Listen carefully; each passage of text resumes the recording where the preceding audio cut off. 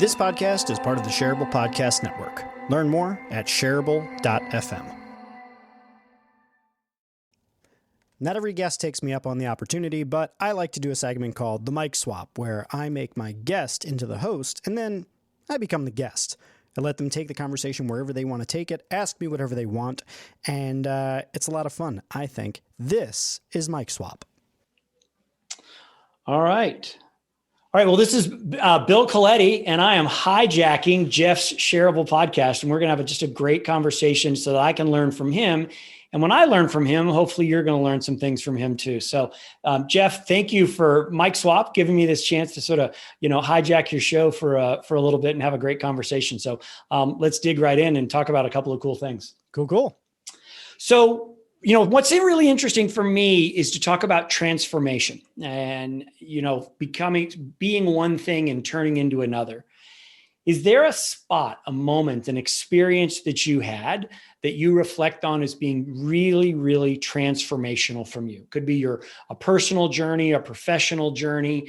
It could be your transition from a little boy into a man. What's that moment? What's that transformation that was most meaningful and most impactful for you? There's a lot of them that I can point to. And on a recent podcast, I shared a story about my mom. So I'm not going to use that one. I'm actually going to share one that I don't think I've talked about very much, which is it was March 1st, 2011. Mm-hmm. So the several days before that, I had been working as the director of the social media practice group at a PR firm.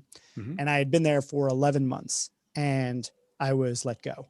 I was brought into the office, collected up my stuff, and I was in a cab home with a box on my lap with all my stuff. And I didn't know what I was going to do. And one of the clients that I had been working with while I was there had called me and he was like, "What's up? I hear you're no longer with the company." I was like, "Yeah, so it just didn't work out." And he was like, "Well, where are you going? I'm coming with you." And I was like, "I'm on my way home with a box on my lap. Like, that's all I got." And he's like, "All right, well, let me know what you decide to do." So I went home, and it was at that moment that I decided to start a company, because I'd always wanted to, and I had started multiple ventures throughout my life, but this was the big one, right? So March 1st, day one, I call up this client. I say, "Hey, I started a company." I started a company literally over the weekend. I went to a diner, sketched out names for the company, sketched out logos, the whole thing, and came out the next day, March 1st, and I had started a company. And I cannot tell you that I have never felt anything like it before that, where I realized this is what I'm meant to do.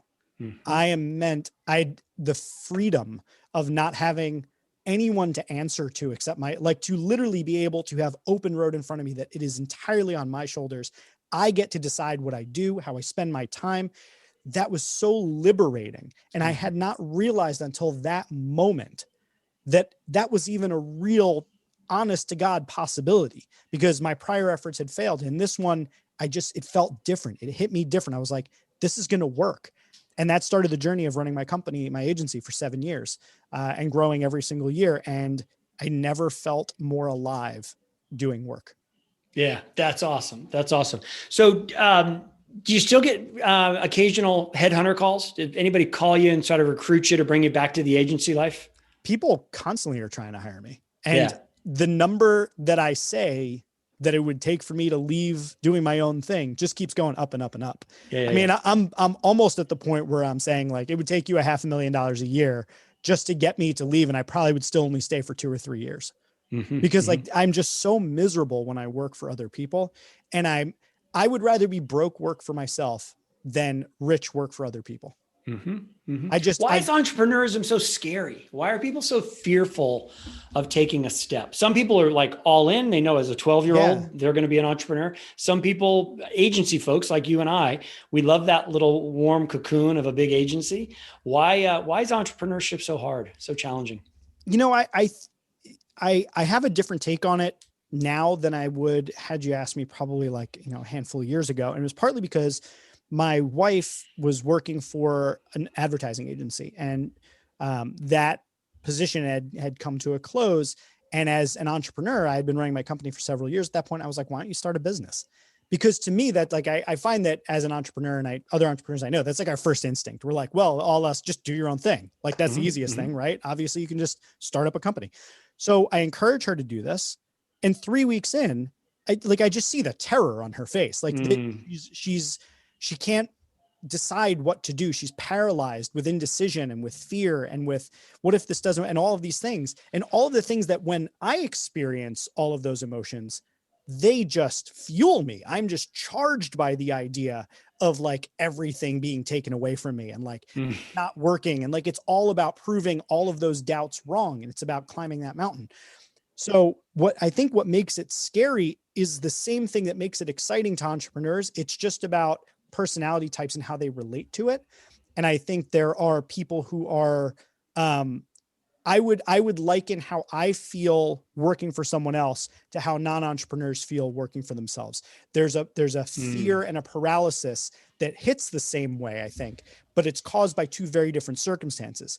So I feel confined and disinterested and demotivated and like I'm shrinking into myself when I work for other people. And I've seen non-entrepreneurs try and start something, and I see a very, very similar thing where they don't know what to do. So they shrink, they retreat, they can't step up to it because they're just paralyzed by the indecision. And that's how I feel when I work for someone else. Like I have to ask somebody for permission. I don't want to ask for permission. I just want to go and do the thing that I think I want to do. So I think that's ultimately where it comes down to is it's the same conditions or I'm sorry, the same reaction, the same feeling, but that comes from different circumstances. Yeah. I had an entrepreneurial buddy, a guy started an agency, did his own thing, very similar journey, did a thing. And the phrase he kept using, he says, man, I'm like a feral cat. I could never go indoors again. I have to be in the outdoor. I've got to be in the wild. And I think about myself, and you didn't quite say this, but I think you're close. I would be a horrible employee. The worst. I would be the worst employee, and I would try really hard to be good, but I couldn't help but just suck at being an employee right now. 100%. A friend of mine introduced me to a phrase. I've been holding on to it since like 2012, 2011, psychologically unemployable. Yeah. I am psychologically unemployable. Like you just can't hire me and it's better than feral cat. Yeah. So, but it's funny because people have offered to hire me. And what I'll say to them is I'm like, listen, like I get that you want to work with me, but I have to encourage you that if you want to work with me, the best thing that you could possibly do is hire me as a consultant. Let me make sure that it's like when you get in bed and you're too hot, so you stick your one leg out. Yeah. It's like that, right? Like you can buy half of my hours from me. You can buy half of my time. I'll give you that. But if I feel confined in your space, I'm going to act out. I'm not going to listen to what you say. I'm not going to be able to think with the same flexibility and creativity and everything that I have. So if you like working with me, that's great. But let me just save you on payroll costs and health insurance and all of those things. Just hire me as a consultant. Yeah, that's a smart way because it would be bad for everybody. Me, them, and everybody in between. It would be a bad equation. You know, when we go on that journey, when we transition from agency, being an employee, a cog in the wheel, I remember talking to an entrepreneurial friend right at the beginning of my journey, and I was really kind of ego bruised because I too got let go, and that sort of cast me on this journey. Is I was like, I'm just embarrassed to say that I'm an entrepreneur. I used to be at this big firm and had, these big, huge Fortune 500 clients and really got off on this really great big work. And I was really sort of hat in hand about being an entrepreneur. Did you have that ego experience? Is that, I'm just going to be working for these little nickel rockets and these little tiny companies. It took me a while before I really, really valued the people and the work versus that I was working for, Fortune 1, Fortune 10, and Fortune 20 size company. And I much more appreciate now, but my ego got in the way that I needed that big title at the big firm that everybody heard of, as opposed to my little rinky dink firm that nobody heard of. I will say that because my definition of success is somewhat different, I think, than kind of the more common one. My dad was a funeral director, and he said to me when I was a kid, find something you love to do so you never work a day in your life because you otherwise might end up burying dead people. And I was like, oh, okay, cool. That's morbid, but I'm 6. But it stuck with me because the idea of just going in and just doing the thing and then coming home and like, that's your life. Like it just couldn't resonate with me. And I had so many pivotal experiences throughout my life that reinforced that, like, you have this one shot, do something meaningful. So because of that, I had some imposter syndrome throughout the years. We all do, of like questioning my skills, but in terms of questioning whether or not, it was impressive enough that I was an entrepreneur.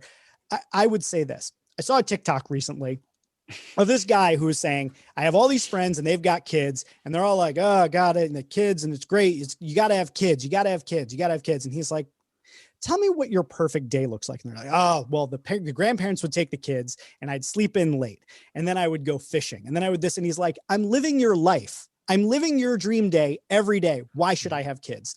And I think the exact same thing about entrepreneurialism. I would say to somebody who has a job, what does your best day look like? I'd wake up whenever I want. I would set my own schedule. I'd be able to take off in the middle of the day to go and do my personal errands if I needed to. And you know what? If I decided to take a day off, I would take a day off based on when I want to. I wouldn't have to ask permission. I'm like, I'm living your dream life. Okay. So I work 4 days a week.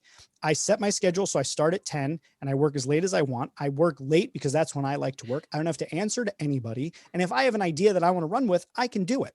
And if I do something where I screw up, guess who has to pay the consequences? Me. And I don't have to answer to anybody else. I don't have to explain myself to them. I just have to deal with my own shortcomings. I am living what I believe is what a lot of people want. I have freedom. And because of that, if we're going to talk salaries and things like that, like I do just fine, but like, that's not my metric. My metric is I live a dope life. I do really cool stuff. In the middle of the day, I'm getting to talk to you right now. How many people right now are like trying to get something out the door that like realistically doesn't matter? Like I pick my clients. I get to fire clients if I don't like them or they do something unethical.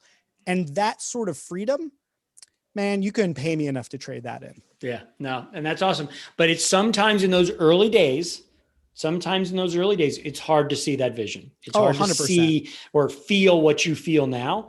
Yeah. And it took me, so I've been on a 7-year journey. It probably took me 2 or 3 years of teasing with headhunters and trying to go back in this place and interviewing, but really not being very into it. 2 or 3 years of really leaning in to working like a dog to grow my own firm. And then the past couple of years has been much more like that model you're describing, but it's like catching a wave. You got to paddle hard the first days to kind of get out to the break. But once you get the break, it's a great ride. A little bit of a roller coaster too, though, because the one thing that has remained consistent in entrepreneurialism, and I think kind of back to your original question about why are people scared? I think that a lot of people have a hard time with the up and the down part, the roller coaster of the entrepreneurial journey. Whereas like, if you get to just go in and whatever you do, good, bad, and different, not enough to get fired, you get to collect a paycheck every 2 weeks. That level of stability and security is very comfortable for people. And if you were to say, hey, for the next month, you're not getting paid at all, go find food, like that for some people is absolutely terrifying. Yeah. To me, like it seems to be the only environment I know how to thrive in is in this, like, everything is great. Everything is completely on fire sort of. And the waves don't get as big anymore. Now it's more like things are really good and like, okay, it's down a little bit, but everything's still fine.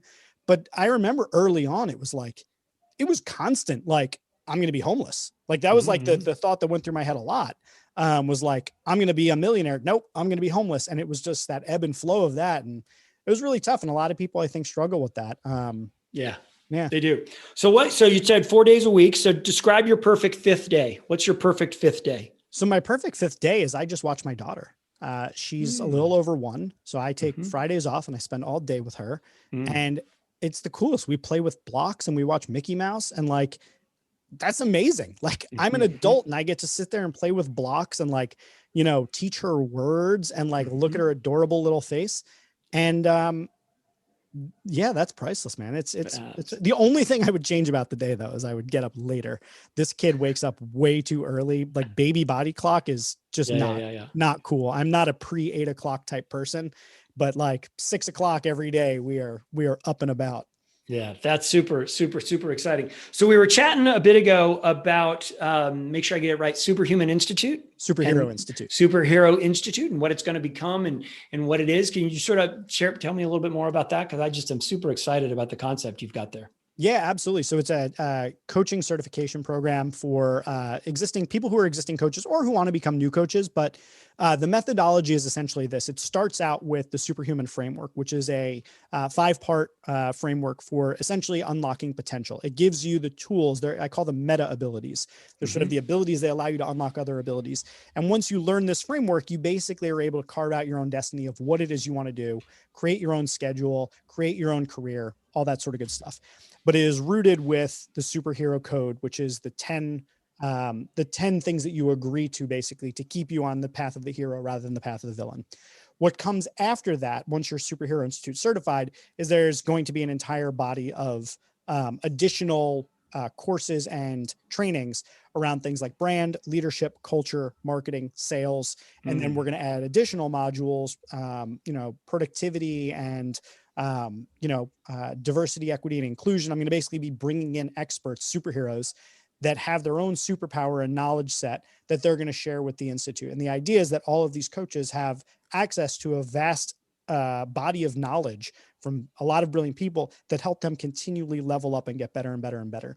And the goal is that you have access to this, you become a part of this because you want to be empowered to go out there and change the world for the better. You want to go out there and see to it that the world is safer, kinder, more equitable, more fair, more justice. And that we are basically forming a movement of superheroes, because that's ultimately what this is about. I believe the world would be better if we had more superheroes out there that are fighting for justice. Oh, that's just powerful, powerful stuff. So I am not a keen follower. I know enough superhero pop culture just to be cool at cocktail parties, but it's my perception that if we dig deeper into superhero lore and superhero, the universe of superheroes, is that there's a lot of personal angst and anxiety that roots in superheroes. We hear about Superman's strength and Batman's crime fighting and all of these different things and all the great things that the Incredibles do. But there's some underlying angst. So first of all, is that generally accurate across the whole superhero universe? And then how does that fit into the work that you're doing about that really human aspect of fear and angst and challenges that people have? 100% accurate on all of that. Essentially, any good superhero origin story has some sort of deep conflict, or else it's not particularly interesting. Like somebody who has a perfect life that grows up and they decide to become a superhero and they become great and everything. If there's no conflict, there's no interesting story there. Right. And any hero's journey story is going to have some form of conflict. So yeah, on the one hand, every good superhero story has to reveal something about the human condition, or else it's not a particularly compelling story. So that's the first part. The second part is in terms of the how that factors into the kind of the purpose behind the Superhero Institute, is that the world can be a really dark place. It can be a really unfair place. And granted, we've made a lot of progress as a species in many, many ways, but there's still so much more work to do. And I think somewhere in my the birth of this idea for me is so much concern over the fact that there's anyone out there like that isn't treated fairly, that isn't treated kindly, that doesn't feel like enough, that doesn't have the opportunity to live a really extraordinary life, right? Like, so my big cause is homelessness, and the idea of somebody sleeping on the street just absolutely kills me. Like, I don't understand how we have that in the richest country in the world. So for me, the Superhero Institute is a response to the negative forces that are out there, the forces that don't allow us to be free, safe, equitable, kind. I want more of that in the world, whether it's in business or whether it's in life. But particularly it started because I think our businesses need to be more ethical. They need to think more about humanity and less about their bottom line. Not that we can't think about obviously making money, but I think there's something bigger here. We're a species and we're on this floating rock on a spaceship, going through the universe. And like, all we've got is each other. And all we've got is this time that we're here together. And we should be doing as much as we can to work collaboratively to make a better world. So that's underlying all of it. And what I see is the opposite of that. So I feel like, if there were no great threat, there would be no need for superheroes, right? Like every superhero story, there's a super villain, and there's a lot of villainy out there. There's a lot of awful stuff that I think that we just need. We need people who are empowered, skillful, artful, creative, and excited to be involved in fixing those problems. Yeah. That mythology of the hero's journey is magical. It's magical interpersonally, it's magical at a corporate level and a storytelling. I just love that mythology of amazing story and how that hero's journey impacts a lot of us. And if we unpack it for ourselves, it's so powerful. So yeah, I love that's great work. Give people something to grow into, inspire to be your best. Because otherwise, and I guess that's probably my own hang up and bias is like, I'm like a 10 out of 10 on self-improvement. Like I'm constantly trying to level up, and maybe not everybody wants that, and that's fine. But this is for people who think like that. And they're like, you know what? I want to continually be the best that I can possibly be. Yeah. That's what I'm after. Do you ever feel like that's off-putting to some people? Sure. Not everybody's in that space. And that's kind of this, Jeff woo-woo weird stuff that he's all kind of all this self-improvement. And I'm just trying to struggle to, get pizza on the table for the kids. Totally. So I don't really have room for that. Yeah. Totally 100%. And I think for people who are in the struggle, my message is not you could be doing more type message, right? Like that's not what it's about. It's more everybody has the opportunity to dig a little deeper and do a little more and feel more empowered and gain more skills and position themselves better. But the world is a remarkably unfair place with all sorts of things that are insurmountable for individuals and even groups in a collective. So the goal is not to put any sort of onus on people to feel guilt or any sort of bad way about what they've accomplished or what they're doing. It's not what it's about. What it's about is it's a call to arms for the people who feel that they have a responsibility to use their gifts, their privilege, their position of power, whatever it is, to make a better world. That's who it's for. And I'm sure my way of being is off-putting to some people because I am aggressive about it. I can sometimes be like a steamroller in a conversation. And, I think that the naive optimism, like the holding on to the belief that we can be better and do more, is not well received by some people because they've given up or that they just see the world in a different way that I can't understand. And, I'm not saying that they're wrong. I'm saying this is how I see the world. And if you align with that and you're down with what I'm trying to do, come be part of the superhero team and like, let's go change the world as best we can. And for the people who are in the struggle, the hope is that the work that we're doing makes a lot less of that struggle for people. And a little inspirational. Maybe they can find some sliver of it. That's good. So let's wrap up. Let me ask you this question. So we are recording this in the summer of 2021. A year from now, we get back on the podcast, we have a conversation, we continue to have this conversation 12 months from now. You are super happy. You are ecstatic. You're even happier than you are in your normal state of happiness. Why are you happy? What happened in the past 12 months to make this past 12 months so awesome?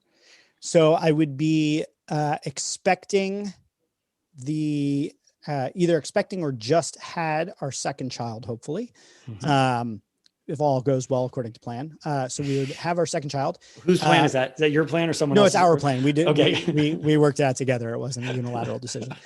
So second kid, book launch, really successful, hopefully. For me, the book launch is less about how many copies sold and the impact it makes on the people that the book was sold to. So that's the main metric that I'll be using to gauge success. So successful book launch that I feel good about. And then the Superhero Institute becoming my primary day-to-day. So right now, a lot of it's still under construction. It's kind of tough to, work with clients and I have like all these different projects, but the Superhero Institute, I want to be my primary thing where it's the majority of my focus is on building that and continually growing it and bringing in more coaches and being more active and present and building a community around superheroism. So that would be the most exciting thing for me, that I'm getting booked to do speaking engagements to talk about leadership. I'm putting together additional curriculum. I'm bringing in more superheroes. And all the while we've got these two beautiful kids in the house. So a baby, a book, and a business in 12 months. That's pretty awesome. Exactly. That's pretty awesome. Yeah. Well, Jeff, this is awesome. Thank you for being a part of this great conversation. And, it's sort of my hope that what we talked about and that this is shareable. Wait, don't leave. If you've never listened to my fancy outro, do it just once for me, please. Okay. If you enjoy Shareable and you find it valuable, there's a few ways that you can support the show. One, you can share it on social media, which I strongly encourage. I mean, it's literally the name of the show. Shareable. Two, you can review it on iTunes, Stitcher, or wherever you get your podcasts. And if you're an Overcast user, as many of my listeners are, make sure to click that star button on the episodes that you like. The third way that you can support the show is by blogging about it or discussing it on your own podcast, or even by making a YouTube video where you talk about one of the episodes. And then the final way that you can support the show is by supporting it directly on Patreon. You can find the link in the show notes. Now, before I let you go, I want to tell you about one other thing. You see, Shareable is just one of many projects that I'm working on at any given time. I've got another podcast called Rogue. I do a live streaming show every week called The Heroic Council. I've got a blog where I release a blog post twice a week. And if you're looking to keep up with all sorts of different content that can help you grow and become a superhero in life, I want you to check out jeffgibbard.me. That's where I list all of my current projects and projects that are coming up in the future, including my forthcoming book, The Lovable Leader. It would mean a lot to me if you could go and check out some of the other things I've worked on, because I put just as much of my heart into those projects as I do into Shareable. Thank you so much for being a listener. Thank you for being a supporter, and I hope to see you here on the next episode of Shareable.